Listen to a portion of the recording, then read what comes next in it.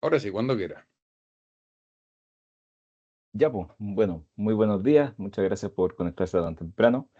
En el Journal Club del día de hoy elegí este trabajo que fue, si mal no me equivoco, la elección del editor en jefe de la revista Anestesia, la británica, em, el cual se titula Si la asociación entre mantener o continuar los inhibidores de la ECA o del receptor de angiotensina 2 se asocia con falla renal aguda después de cirugía no cardíaca. Este es un estudio realizado por un grupo coreano em, y bueno, vamos a ver algunos detalles más adelante. Bueno, es un pequeño repaso que de hecho me sirve a mí también para pasar un poquitito. En general, los medicamentos para controlar la presión, los hipotensores, ¿cierto?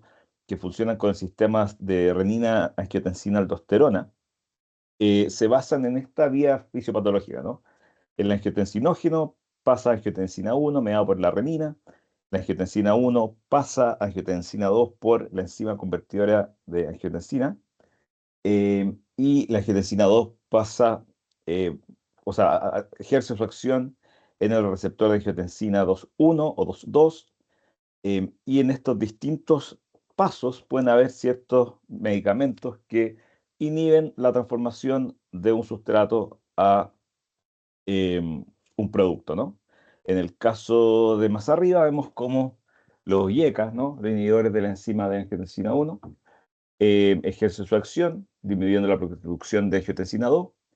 En cambio, los inhibidores del bloqueador del receptor de angiotensina 2 van a inhibir eh, la unión de angiotensina 2, sobre todo con el receptor de angiotensina 2,1. ¿Y cuál es la relevancia de esto? Bueno, básicamente es que el receptor de angiotensina 2,1 eh, está asociado a vasoconstricción, a producción de aldosterona y su liberación, a reabsorción de sodio tubular, a hipertrofia cardíaca, proliferación de músculo cardíaco, secreción de catecolamina, etcétera. Entonces, todas estas cosas producen que aumente la presión. Es un mecanismo natural para aumentar la presión, y lo que se ha descubierto con el tiempo es que, y yendo a atacar básicamente esta vía, permitimos controlar la presión arterial y así evitar sus efectos nocivos a largo plazo. Ahora, algunas unas cosas que me parecen relevantes tener claro, y después vamos a ver por qué un poco se eligieron esos valores, ¿no? Estas son las definiciones de Aki de Cadigo del año 2012, que todavía están válidas según lo que yo entiendo, en las cuales se describen cuáles son los criterios para considerar que un paciente hace un Aki, ¿ya? Y el que más me interesa que se fijen básicamente es el primero, que con un aumento mayor o igual a 0,3 miligramos por decilitro, en otra nomenclatura, que es la que ocupan en el artículo, por eso me importa que la veamos, que es 26,52 micromoles por litro, o 1,5 o 1,9 veces la línea basal, se considera que los pacientes pueden estar presentando CADI, o sea, perdón, AKI. Y la verdad es que este trabajo fue motivado por una pregunta bien clínica. No, aquí no hay mucha rocket science, esto es bien así del día a día.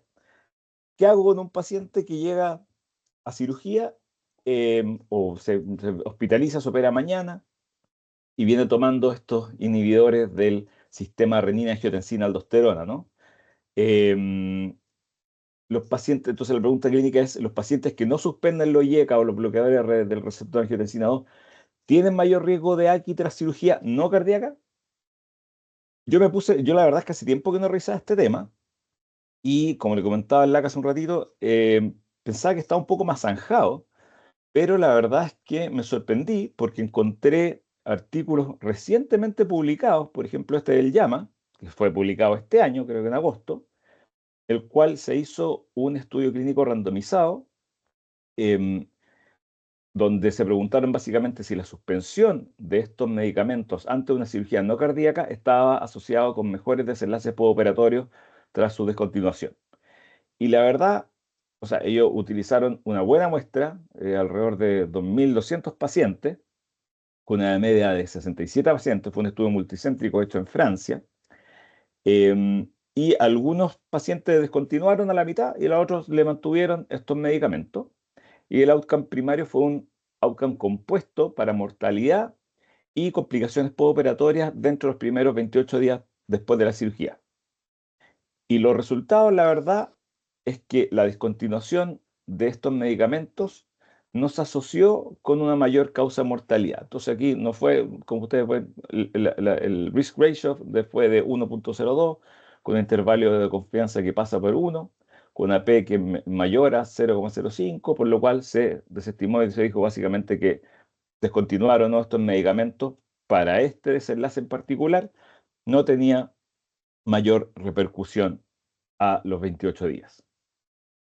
Después, siguiendo buscando un poco, también apareció este trabajo que también fue publicado en noviembre de este año, en el European Heart Journal, que aquí de hecho sale 2024, pero claro, fue aceptado, por ejemplo, en línea en noviembre del 2023, que se preguntaba un poco lo mismo, solamente que el desenlace cambiaba. Em, el desenlace aquí estaba enfocado más bien en la producción de daño miocárdico postoperatorio, ¿ya? Entonces, ¿qué hicieron esta gente? Enrolaron a 260 pacientes, y se dieron cuenta que los pacientes que tenían, o sea, se les suspendían estos medicamentos, su presión era un poco más alta, que aquí ustedes pueden comparar los dos grupos, el grupo de arriba es el que se suspendió los medicamentos, los de abajo los que se continuaron, y vieron alza de troponina. La verdad es que los que se les paró el medicamento, tuvieron un alza de troponina un poquito mayor, pero ninguno de estos resultados alcanzaron a ser estadísticamente significativos. Lo que sí llamó la atención en el grupo perdón, que se suspendieron los medicamentos, tuvieron tendencia a tener mayor hipertensión perioperatoria y requerimiento de drogas antihipertensivas.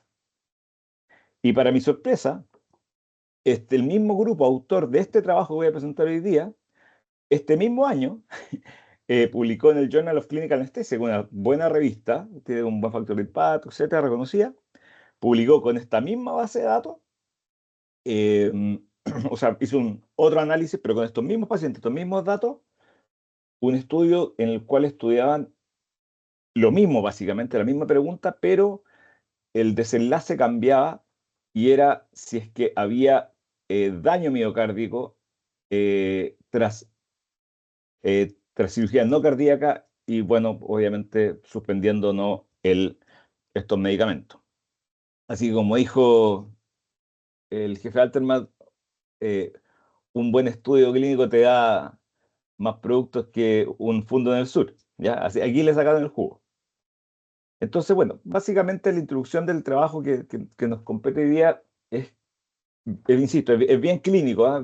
Pero dice que el AQI es frecuente posterior a la cirugía no cardíaca y se asocia a desenlaces adversos como infección, aumento de estadia hospitalaria y mortalidad. Es multifactorial y más frecuente al existir factores de riesgo, como cuáles, los que a todos probablemente nos suenan un poco, ¿no?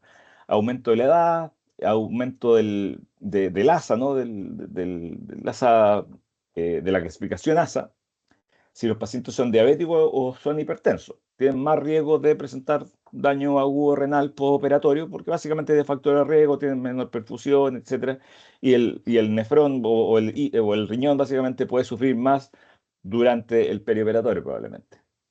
Y el uso de estos RASIs, que nos vamos a referir a RASIs como el conjunto de los inhibidores de la ECA y de los antagonistas del receptor de angiotensina 2, y RASIs viene de Renin-Angiotensin System Inhibitors, es frecuente ya que preservan la función renal en pacientes con enfermedad cardiovascular, con diabetes y enfermedad renal. Por lo tanto, a estos pacientes tienen indicado el uso de estos RASIs, pero lo que no se sabe muy bien es que qué hacer cuando estos pacientes se van a enfrentar a una noxa como una cirugía, donde probablemente les va a bajar un poquito la presión, van a sangrar, o nuestras mismas drogas van a hacer que se vasodilaten y pudiese haber cierto grado de repercusión a nivel renal. Ahora, sin embargo, estos medicamentos, los RASIs, pueden causar hipotensión, constricción de la arteria renal y nefritis intersticial, aumentando el riesgo de AQI. Por lo tanto, se recomienda su suspensión previa a cirugía cardíaca. Sin embargo, al parecer se desconoce la conducta correcta previa a cirugía no cardíaca. Hay evidencia para ambos lados, por decirlo de alguna forma.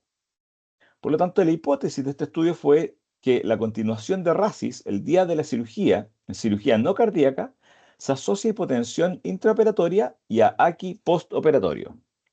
El objetivo del trabajo fue investigar la asociación entre la continuación de estas drogas y la aparición de AQI postoperatorio.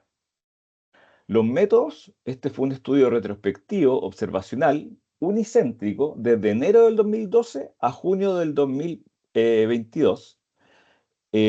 Por lo tanto, son 10 años. Básicamente fue un estudio que utilizó bases de datos, registros clínicos electrónicos, en los cuales pacientes usuarios de RASIS se hospitalizaron al menos un día antes de la cirugía no cardíaca programada, que tenía que durar más de 1 hora.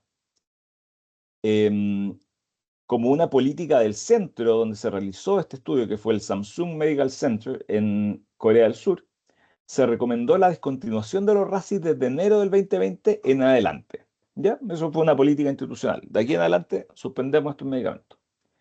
Y se hizo recolección de datos demográficos, comorbilidades y algunas variables intraoperatorias.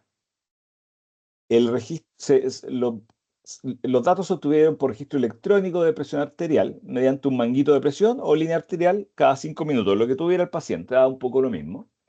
Y se consideró que los pacientes iban a tener hipotensión si es que presentaban 2 o más episodios de presión arterial media menor a 65 milímetros de mercurio, cosa que parece bastante de acuerdo y como lo que hacemos en la práctica clínica, ¿no? Y el outcome primario, el desenlace primario de este estudio, fue el aumento de creatinina sérica mayor o igual a 26,4 milimoles por litro, que son 0,3 miligramos por decilitro, en las primeras 48 horas. O sea, en cualquier momento que el paciente presentara este aumento de la creatinina mayor a 0,3 miligramos por decilitro, que es el primer criterio de AQI que yo les mencioné, durante las primeras 48 horas se consideraba que el paciente presentaba el desenlace primario. Ya. Este estudio, como al ser un estudio retrospectivo, utilizó el método un poco de corrección de variables confundentes que se llama Propensity Score Matching, que lo vamos a revisar un poquito, vamos a hacer una pequeña paréntesis para tratar de explicarlo, ¿no? ¿Qué se hace en esto? Bueno, tenemos una gran población, ¿ya? Y el problema de esa población es que nosotros si agarramos a gran población y vamos a comparar básicamente los que se les suspendió em, estos RASIs y los que no lo suspendieron y comparamos sus desenlaces, podemos encontrar diferencias. Sin embargo, no sabemos si las diferencias fueron dadas por la suspensión del medicamento, es decir, por la intervención, o si no, más bien fueron dadas por tal vez algunas características basales de los pacientes que determinan diferencia en el outcome primario, ¿no? En la presentación de alguien. Porque alguien me podría decir, claro, este paciente, no sé, tenía antecedentes de diabetes, de enfermedad coronaria, de hipertensión previa, tenía daño renal previo, eh, y aparte de eso, no discontinuó los RASIs de su otro paciente que era sano y sí lo discontinuó. Chuta, yo no sé si es que la aparición de aquí de esos pacientes está relacionado más bien por la discontinuación del tratamiento propiamente tal, o lo contrario, se debe más bien a sus características basales. Entonces, lo que se hace cuando uno hace un estudio de Propensity Score Matching, se hace un Propensity Score, que básicamente es un modelo de riesgo, ¿ya? Donde, ¿qué es lo que se hace? Se trata de modelar con todas las variables preoperatorias el riesgo que tiene ese paciente de recibir o no la intervención. ¿Y cuál es la intervención en este caso? Recibir estos RASIs, ¿ya? Esto hicieron los autores de este trabajo e incluyeron todas estas variables dentro del modelo de Propensity Score. La edad, el sexo, el índice de masa corporal, el nivel de ASA, si habían tenido accidentes cerebrovasculares previos, insuficiencia cardíaca, diabetes, cardiopatía coronaria, enfermedad pulmonar o tabaquismo, el número de drogas antihipertensivas que utilizaban, la presión arterial sistólica el día previo a la cirugía, el riesgo quirúrgico, la mantención anestésica si era con gas, activa o intratecal, el tiempo quirúrgico, la transfusión de glóbulos rojos en el preoperatorio, la hemoglobina preoperatoria, la albúmina, la tasa de filtración glomerular estimada y la fecha de cirugía en relación a la discontinuación institucional de estos medicamentos. Entonces, ¿en qué consiste el propensity score? Como les traté de explicar, es la probabilidad de asignación del tratamiento condicionada a las características basales observadas. Entonces permite diseñar y analizar un estudio observacional, no aleatorio, de modo que imite alguna de las características particulares de un ensayo controlado aleatorio, es decir, un RCT. Dependiendo del puntaje de propensión, la distribución de las covariables basales observadas será similar entre los sujetos tratados y no tratados. Entonces, lo que tratamos de hacer básicamente es, sabiendo cuáles son estas variables preparatorias y haciendo el propensity score, tratamos de ir a hacer dos poblaciones o dos subpoblaciones que sean comparables, que tengan características basales similares, es decir, propensity scores similares entre ellos, para poder para que estas variables basales sean un poco similares, que no importen un poco en el desenlace, pero sí importe la asignación o no de la intervención, que en este caso es el uso de los RACIs, ¿ya? Por lo tanto, tienen que cumplirse ciertas condiciones. La asignación del tratamiento es independiente de los resultados potenciales condicionados a las covariables de referencia observadas, es decir, las covariables basales. Se asume inexistencia de variables confundentes no medidas. Claro, porque si yo no metí alguna variable confundente dentro de este propensity score, esa variable puede de todas formas ejercer un efecto en el desenlace que encontremos. Por lo tanto, va a ser imposible de definir, básicamente, ¿no? Entonces necesitamos poder meter las variables confundentes en nuestro propensity score, pero puede ser que hayan variables confundentes no medidas y ahí estamos fregados nomás por la naturaleza propia de este tipo de estudios. Y cada sujeto tiene una probabilidad no nula, es decir, mayor de 1, de recibir cualquier otro tratamiento. O sea, tiene que recibir tratamiento sí o no. Es decir, en este caso, o recibe o no recibe los RACIs. Ya, y aquí hay una cosa que esto estaba en los suplementarios del trabajo. Estas fueron todas las cosas que metieron dentro del propensity score. Y esta gente, o sea, estos investigadores, lo que se hace cuando uno hace un propensity score básicamente es ajustar, es hacer estas subpoblaciones, ajustarle y decir, ya, nos vamos a dar un máximo o un caliper, que se llama como un, no sé cómo se llama en español, pero básicamente un margen para definir que estos pacientes son comparables, ¿ya? Em, y para eso sacamos las medias estandarizadas de las distintas variables y decimos ya, vamos a aceptar que tengan una desviación. En este caso ellos lo hicieron arbitrariamente, decidieron que la desviación estándar no podía ser de más de 0,1, que es un valor bastante pequeño y lo cual parece bastante prudente. Y por eso ustedes ven acá en 0,1 una línea vertical. Entonces, ustedes ven en color rojo la población inicial comparando a todos, a toda la población, el grupo que recibió los RACIs versus los que no lo recibió. ¿Ya? La diferencia, esto es la diferencia entre los grupos. Y en azul, después del matching, después de que hicimos el acoplamiento entre los grupos.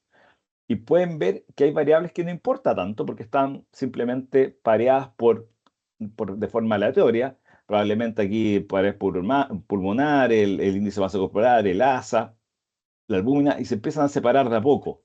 ¿Ya? Entonces, enfermedad coronaria ya se empieza a separar de poquitito, el tipo de anestesia ya se empieza a recuperar, pero ya a nivel de si es que fuman o no, ahí ya pasa el nivel preestablecido por ellos. El riesgo quirúrgico, las medicaciones y la fecha de cirugía claramente, porque hubo un antes y después, ¿no?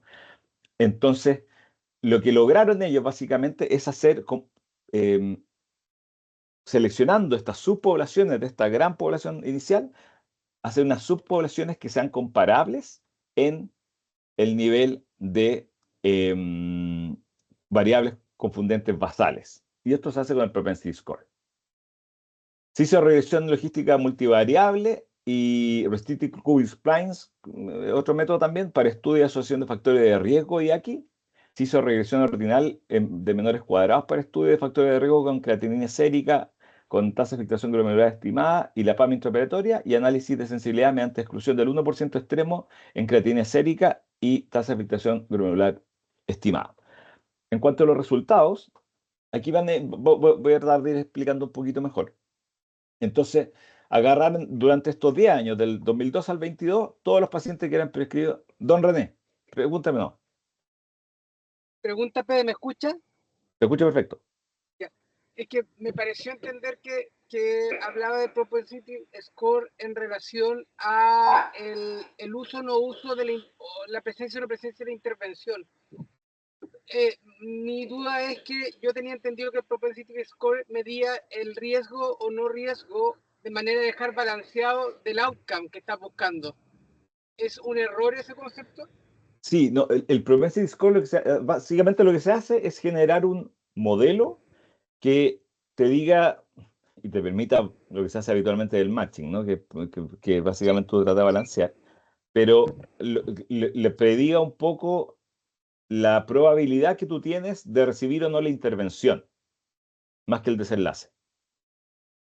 Porque él es lo que trataba de explicar, un poco, si es que tú tienes, no sé, pues enfermedad coronaria, diabetes, hipertensión, empezando insuficiencia cardíaca, es mucho más probable que tú recibas la intervención, en este caso de los inhibidores de la ECA, que han demostrado tener niveles de protección miocárdica, etcétera. O sea, no solamente por manejo de la presión, sino por otras razones, es más probable que tú recibas eso versus un paciente que no tiene eso, que solamente está recibiendo porque es hipertenso, ponte tú. ¿Ya? Entonces, eso se trata de cierta forma de balancear, esa es la palabra, de balancear. Porque nosotros vamos a tener dos poblaciones, que después se lo voy a mostrar, que las vamos a comparar. Y queremos que esas poblaciones estén balanceadas en sus variables basales para que las ideas, o no, la idea, las conclusiones que saquemos de esa comparación sean válidas en relación a la pregunta clínica que estamos haciendo. ¿No sé si me explico?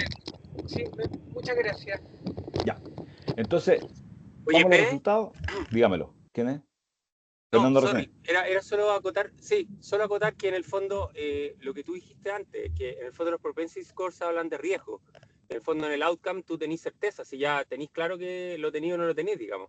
Entonces acá Ujú. está ahí al otro lado de la ecuación, en la que de alguna manera vaya a determinar qué es lo que pasa hacia el outcome, no en el outcome mismo. Exacto. Sí, súper. Gracias, Feña. Entonces, la selección de pacientes aquí son los pacientes que recibieron estos RASID, que estaban admitidos un día antes de la cirugía no cardíaca, y tampoco cirugía grande como trasplante, etcétera, que tenían que durar más de una hora y eran 42.000 pacientes, 42.500 pacientes. Y se excluyeron por diversos motivos, ya que estaban en diálisis, cuando tenían nefrectomía, etcétera, y quedaron 32.900 pacientes elegibles. De estos, habían 8.600, un 26%, que habían recibido los RASIS el día previo a la cirugía. En cambio, habían 24.000 que no lo recibieron. Y esto simplemente por el manejo clínico. Aquí no estamos haciendo un estudio, nada. Pero ahora, una vez que los investigadores tenían esta base de datos con todo esto, hicieron el matching. Entonces subseleccionaron esta población y ustedes se pueden fijar que este número de acá arriba es casi muy similar al de acá abajo, ¿no? Entonces mantuvieron a casi todos los pacientes que em, mantuvieron los RASIS previo a la cirugía y consiguieron, a partir de la población de 24.000 pacientes, una subpoblación que era alrededor de un tercio, pero que es casi, de hecho, es el mismo número que la población que sí mantuvo los RASIS, para hacer la comparación por propensity score matching. ¿Ya? Eh, ay, perdón, para otro lado. Ya. Esta tabla no se mueve muy bien, pero es la tabla 1 que está a mano derecha. Van a ver la comparación de todas de la población, ¿ya? Los 24.000 pacientes versus los 8.000 pacientes que mantuvieron o suspendieron los RASIS. En cambio, al lado derecho van a ver la comparación de las subpoblaciones después de haber realizado el propensity score matching. En la tercera columna de cada caso, ¿no? Se ve el Standardized Mean Difference, la diferencia media estandarizada, que uno podría pensar que es la P, pero no, es la diferencia media estandarizada y es esto del caliper, de la distancia que queremos de diferencia que exista entre los grupos. Y como yo les mencioné, habían algunas cosas que en la población inicial se diferenciaban entre los grupos. Por ejemplo, el uso de droga antihipertensiva, cuándo se hizo la cirugía, después de la fecha, si fue después de enero del 2020, y el riesgo quirúrgico, que son lo que verán ustedes ahí en la pantalla, que tiene una flechita roja. Y ustedes pueden ver que en esos tres variables, el SMD, la Standardized Mean Difference, es mayor a 0,1, que fue la diferencia que el grupo aceptó como mínima para considerar que estaban balanceados. Pero después del Propensity Score Matching, después de que hicieran esta subselección de estas poblaciones, esos valores bajan del 0,1. En el primer caso a 0,007, en el segundo a 0,08 y en el tercero a 0,006. Por lo tanto, lograron balancear de forma adecuada las poblaciones después de hacer el Propensity Score Matching, lo cual es bueno. Después de eso hicieron regresiones logísticas que consideraron diversas variables. Una fue una regresión multivariada para ver qué variables o qué factores de riesgo se asociaban o no con presentar aquí en el postoperatorio. Y las variables que encontraron que eran estadísticamente significativas, considerando una P de 0,05, era el uso no de RASIS, si los que usaban tenían más riesgo aquí, el sexo masculino, el ASA, tener diabetes, cardiopatía coronaria, EPOC, el número de antihipertensivos, ser tabáquico, el tipo de anestesia y el riesgo quirúrgico. Esto fue una regresión logística estándar, ¿ya? En cambio, para las variables continuas, ocuparon esta Restricted Q-Splines, que básicamente es una regresión, pero que permite dar cierta... son para datos que no son tan lineales y permite básicamente dar cierta curvatura a la regresión, ¿ya? Y se consideraron como estadísticamente significativas los que tenían al menos un nudo menor a 0,05, y las variables fueron la fecha quirúrgica, el IMC, la creatinina preoperatoria, la hemoglobina, la duración de la cirugía y la presión arterial media. Después hicieron una comparación de la creatinina y de la tasa de filtración glomerular estimada entre los distintos grupos. En el grupo que ustedes van a ver en el gráfico del lado de la izquierda está la creatinina, en cambio el de la derecha está la PAM, ¿ya? Estos son distribuciones de Kernel con mediana y un box plot que se ve al medio, donde se ve la creatinina máxima postoperatoria en las primeras 48 horas y la presión arterial media intraoperatoria en los distintos grupos. En azul van a ver los pacientes que suspendieron los RASIS y en naranjo los que los mantuvieron. Y la verdad es que si uno se va a ver aquí a grandes rasgos, ve que la diferencia en creatinina tiende a ser relativamente baja, ¿ya? De hecho, casi no se ve así gráficamente. Y si lo vemos arriba, la creatinina fue 76 versus 75, que en miligramos por decilitro, que nosotros entendemos mejor, es 0,86 versus 0,85. O sea, básicamente normal, con una P de 0, o sea, sin diferencia, perdón, con una P de 0,033. En relación a la tasa de filtración glomerular, que no está aquí dibujada, fue 76 versus 75, que también no fue estadísticamente significativa. La presión intraoperatoria sí fue menor en el grupo que mantuvo los RASIS. Después hicieron este gráfico de comparación pre versus postoperatoria, en el cual en el lado izquierdo estudian los incrementos de creatinina y en el lado derecho los de tasa de filtración glomerular, ¿ya?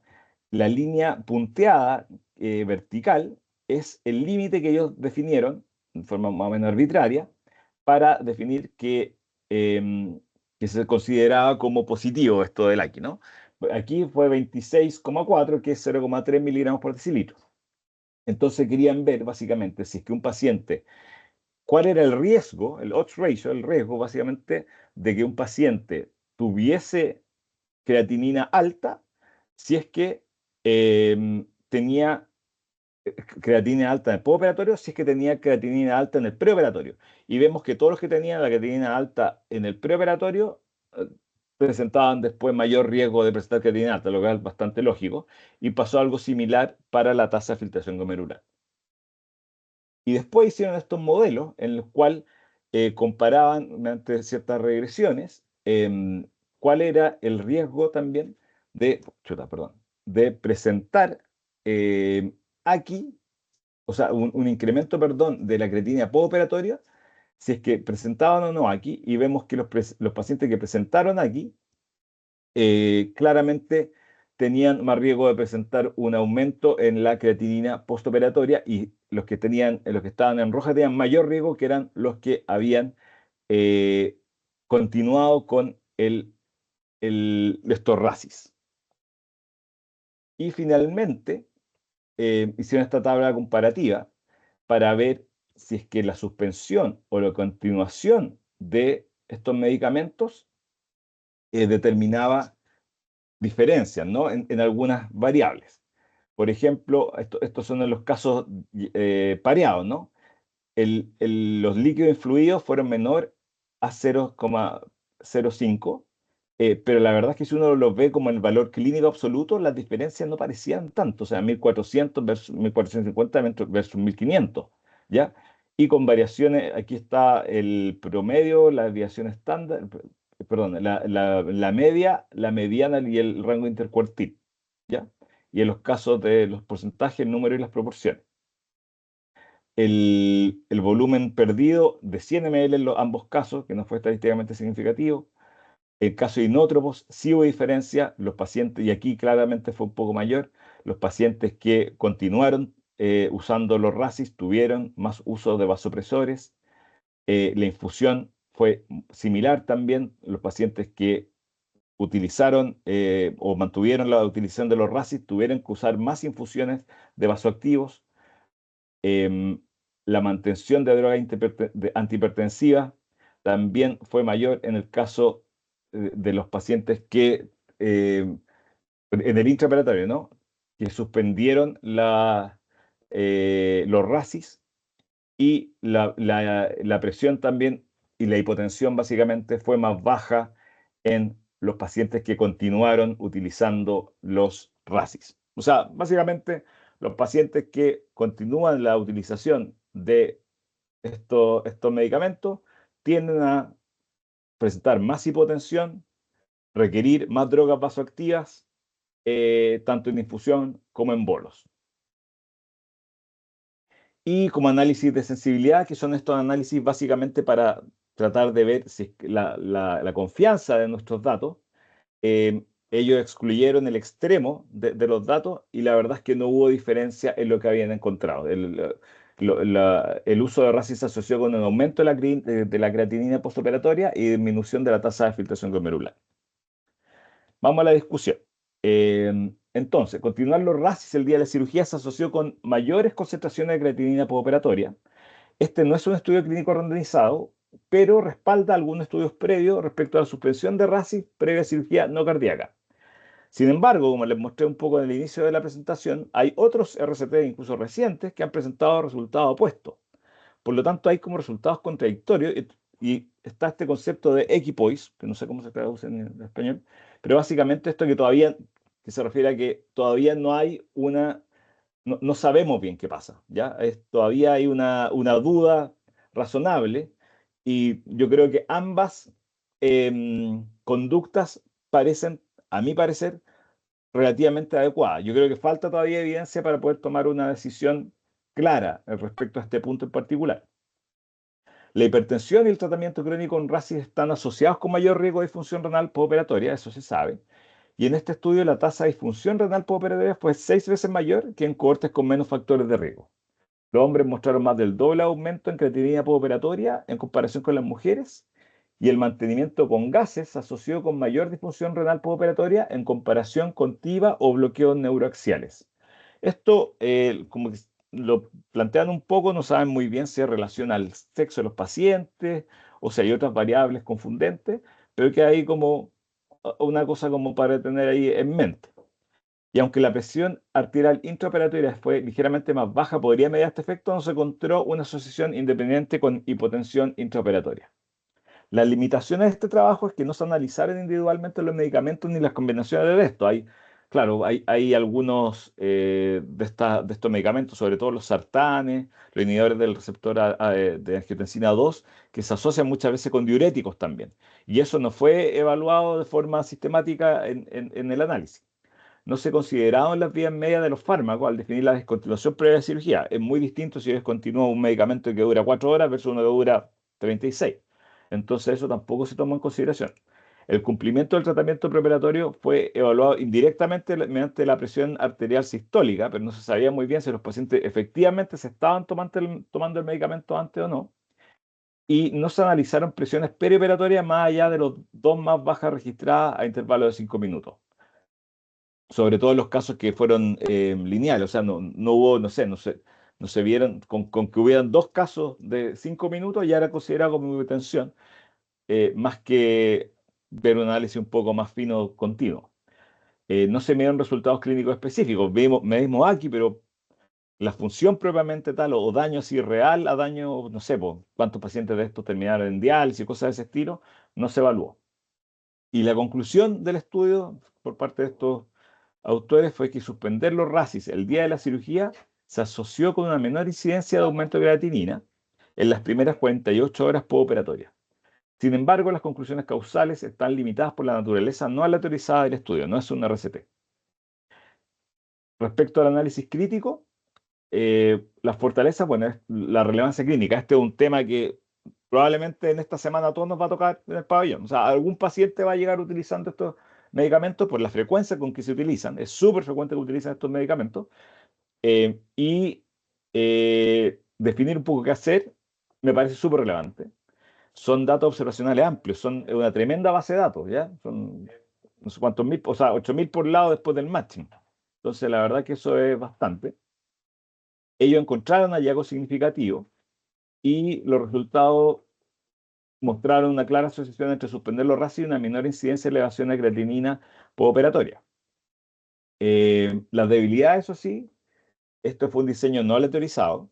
Se hizo también, hay una falta de los análisis de subgrupos porque pudiesen haber subpoblaciones que estuviesen más propensas a presentar aquí, a pesar o no de recibir estos medicamentos. Y, por supuesto, que la definición de discontinuación, porque suspender los medicamentos hasta 24 horas antes de la cirugía no considera las diferentes vías medias de los medicamentos, como lo mencioné, etc. La medición limitada de la presión arterial también puede ser un tema. Y también lo mencionamos que la ausencia de los resultados clínicos no fueron evaluados. Entonces, para la casa, básicamente, este estudio aporta datos que refuerzan las recomendaciones de suspender los RASIS antes de la cirugía. Y esto parece que está más definido para cirugía cardíaca, pero no tanto para no cardíaca. El diseño observacional limita las conclusiones causales. Es un poco lo que quiero representar con la gaviota que está parada en esa baranda al lado derecho, ¿no? Que no es lo mismo, no podemos, o sea, la naturaleza del estudio retrospectivo lamentablemente no puede, simplemente por su naturaleza, por cómo están hechos, responder estos estudios de causalidad, aunque se ha intentado de distintas formas hacerlo. Se requieren RCTs que incluyen análisis detallado de subgrupos, presión arterial perioperatoria y resultados clínicos significativos, y los hallazgos deben interpretarse con cautela en el contexto de la práctica clínica. Eso, muchas gracias. ¿Dudas, preguntas, alegato?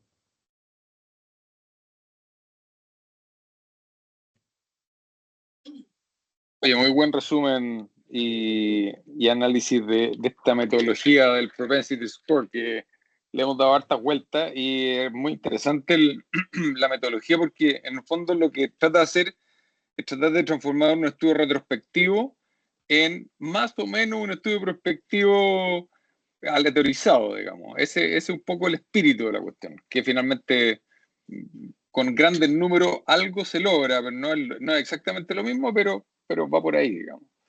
Bueno, de hecho, eso es lo que tratan de hacer todos los estudios observacionales o retrospectivos, cuando tratan de meterse en causalidad, es exactamente lo que dijiste tú acá. Buscar formas de ajustar las variables confundentes que cuando lo hacemos de forma prospectiva lo hacemos con la randomización. Pero Exacto. cuando no podemos hacer eso, porque los pacientes no fueron randomizados, tratamos de buscar distintas formas, que esta es una de ellas, usando el Propensity Score Matching, para tratar de ajustar por variables confundentes. Claro, el detalle es que con esta metodología no nos hacemos cargo de los factores confundentes desconocidos. Exactamente. Eso, Y la ahí randomización es sí donde lo uno hace. topa. La randomización sí lo hace, exactamente. Ahora, y el otro punto es con respecto a los análisis de grandes números, en los cuales tú encontráis ciertas diferencias, y las diferencias, si es que encontráis diferencias, por muy chicas que sean, y que tú finalmente las encuentras, cuando uno eso lo traduce al caso particular, en el caso particular las diferencias pueden ser gigantescas, digamos, pero cuando uno analiza muchos casos, los grandes números, estas diferencias tienden a reducirse, tienden a hacerse muy chiquititas. Entonces uno pudiera interpretar a lo mejor que cuando uno va al caso particular, estas diferencias pueden ser mucho mayores. Entonces, el hecho de encontrar diferencias acá, aunque sean muy chicas, en el caso particular pueden ser mucho mayores. Así que Sí, ahí sí. particularmente hay que tener cuidado cuando uno tiene estas bases de datos gigantes, porque uno, como está acostumbrado a ver los otros tipos de estudios que son más pequeños, etcétera, tiende a mirar la P para decir como si es significativa o no. Ya. En estos estudios, que son gigantes, la P muchas veces va a ser positiva, o sea, menor a 0,05, pero la diferencia de lo estimando de la media o la mediana puede ser clínicamente nada. 86 versus 85 de tasa de filtración glomerular. Nada, pues, esa va a dar lo mismo de un punto de vista clínico. Y a pesar de eso puede ser estadísticamente significativo porque tenemos tanto N que los intervalos de confianza se achican, se achican, se achican y permiten que hayan diferencias. Entonces, por lo tanto, no basta con solamente ver la P, sino también es importante ver el estimando o el que es la mediana o generalmente la mediana o el promedio y darle una significancia clínica, básicamente. Si tú sabes que 85 versus 86 de tasa de filtración glomerular no va a hacer la diferencia, eso es nomás. No hay que dejar que la estadística como que confunda un poco la interpretación clínica que tienen que tener estos resultados. Sí, yo estoy de acuerdo, pero mira, te voy a poner aquí en el ejemplo. Acá hablaban de volumen utilizado en los dos grupos y la diferencia Ajá. eran 50 ml. Entonces uno Sí, dice 50 ml es menos que una gasa mojada de sangre, ¿cierto? sí, Eh, Sin embargo, cuando uno analiza esta cuestión, tú decís, ¿sabes qué? Tiene plausibilidad biológica que los que están usando los YECA tengan más requerimiento de volumen. Así que hay una plausibilidad biológica detrás de esta cuestión. Así que ya, así que esa parte uno la acepta. Pero cuando tú lo lleváis al caso particular, probablemente los que estaban usando, si tú ves un puro paciente de los que estaban usando, esos gallos van a usar, no sé, 300 ml más o 500 ml más de Ringer. puede ser. Porque cuando lo analizáis en los grandes grupos, estas diferencias se van haciendo cada vez más chicas. Pero en el caso Sí, particular, pudiera ser súper relevante desde el punto de vista clínico, finalmente. claro, Yo es creo, Lata, difícil hacer la cosa a la inversa, perdona, ¿no? pero yo creo que, o sea, entiendo tu punto, pero creo que tenéis que pensarlo exactamente al revés. Mm, En general, nosotros somos, o sea, hay varios libros súper interesantes de lo malos que somos los seres humanos para pensar en estadística. O sea, en el fondo, pensar desde el punto de vista matemáticamente estadístico. Y aquí voy, que finalmente nosotros nos quedamos súper pegados con el evento excepcional. El gallo que sangró 5 litros, ¿cachai? Lo que te está diciendo en el fondo este trabajo es que en general en la regresión a la media de, como dices tú, los grandes números, es que muy probablemente el sangramiento sea mucho menos de esos casos como extremos que uno se recuerda, que finalmente son los con los que uno como que tiene la fijación, que es finalmente porque somos seres emotivos en donde nos acordamos de ese tipo de cosas más que de que esencialmente las cuestiones pueden ser mucho menos dramáticas en términos de magnitud de lo que uno finalmente como que recuerda, ¿cachai?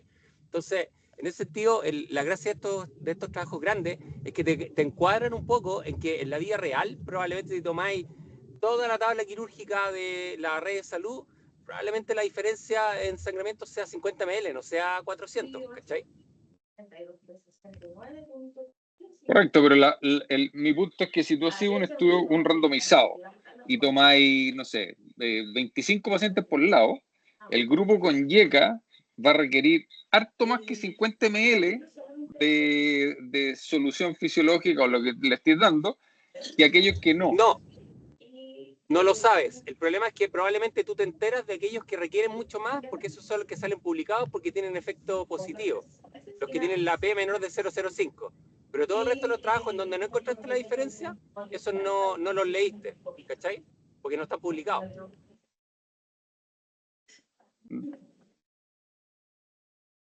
No lo sé, yo con estos datos, yo creo que, por eso te digo, si así un randomizado con números más bajos, no 8.000 pacientes por lado,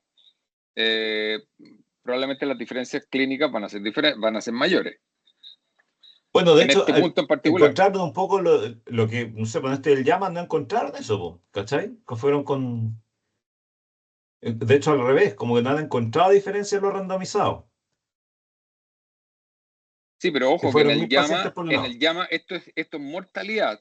Yo estoy hablando de otro outcome, estoy hablando de outcome, porque aquí estamos en la sintonía fina, ¿cachai? Estamos Sí, viendo sí, sí. aquí. Sí, sí, En es un, es mortalidad, un, es obvio, un no hay outcome encontrar mucho nada. más, No más, hay encontrar más nada. frecuente que mortalidad. Sí. En daño miocárdico no hay encontrar nada. Pero por eso yo me voy a la cuestión más fina, al requerimiento de volumen intraoperatorio, por ejemplo. Son cuestiones mucho más finas. Sí, puede ser. ¿Eso? ¿Alguna duda, pregunta, otro comentario? Pede, yo quisiera decir que me quedé con una sensación de gusto a poco. Yo pensé que este trabajo, así con estos números enormes, que lo leí muy de pasada, iba a darnos la respuesta definitiva. Yo que igual que usted. Pienso que no nos dan la respuesta definitiva. Sí, sí. Y hay cosas que a mí me molestan, por ejemplo, de la metodología. Esto de tomar, de que 2 episodios de hipotensión Sí. a cada 5 minutos, que no sabemos si fueron al principio, al final, al medio, si hubo mucho más hipotensiones en el grupo con IECA versus el otro grupo. Creo que eso, así desde el punto de vista puramente metodológico, le resta, no sé cómo decirlo, densidad a todo lo que se pueda haber concluido. Además que el tema de no solo de no haber sido randomizado, sino que las diferencias de tiempo entre el 2012 y el 2020 o 2022 que decidieron suspender los IECA, también hace diferencia en los tipos de cirugía. Probablemente en el 2012, por decirlo una cosa, Claro. había menos cirugía laparoscópica, Claro. o cambiar los tipos de manejo de los pacientes. Entonces, si bien yo esperaba y uno intuitivamente sabe que hay que disminuir los IECA, porque si no, en general uno tiene que andarle recogiendo la presión con cucharita a los pacientes, como que me quedé con gusto a poco, eso. Sí, absolutamente de acuerdo. Y creo que las cosas que usted también acota son súper relevantes. Probablemente la cirugía ha cambiado mucho en 10 años. Entonces no es tan fácil tomar decisiones como actuales con evidencia que de hace 10 años también. Creo que es súper atingente sus comentarios, doctora. Y también estoy de acuerdo y yo también me quedé con este gusto a poco. Como de que básicamente no está muy claro todavía. Tal vez sería choro ver qué pacientes se benefician más, tal vez de suspensión o no. Como indagar un poco más, ¿no? Sí. Lo otro que quería decir que desde el punto de vista del análisis que se hace aquí, la gimnasia estadística, digamos, es muy, muy interesante, muy académica, y bueno, se aprende mucho de lo que tú mencionaste, así que gracias por eso. No, me ha encantado. Ya, pues, creo que estamos en honor al tiempo también. Muchas gracias por conectarse. Que tengan buen día.